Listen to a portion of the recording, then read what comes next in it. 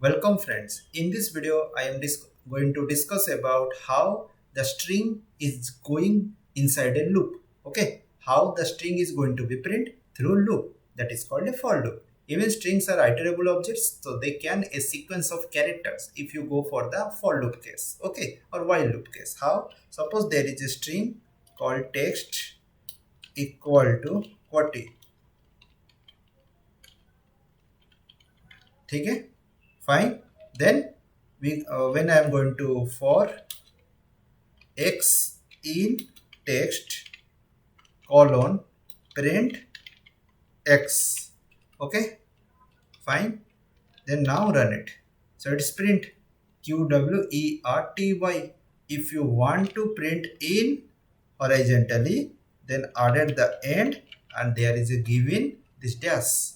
So here print new line.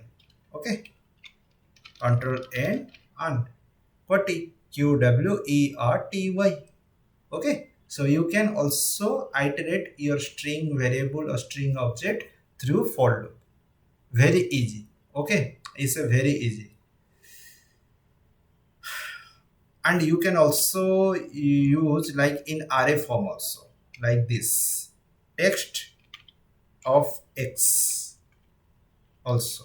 Okay, so here it not accepted. String indices must be integer because x is presenting as a character, not an integer form. That's why.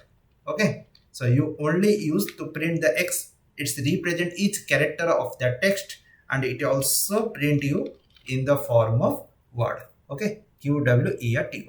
And if you want to add in no spaces between them, then you give in the QWERTY. Okay, and remove the space in an end function. So in this way, you can loop the string in Python using for loop.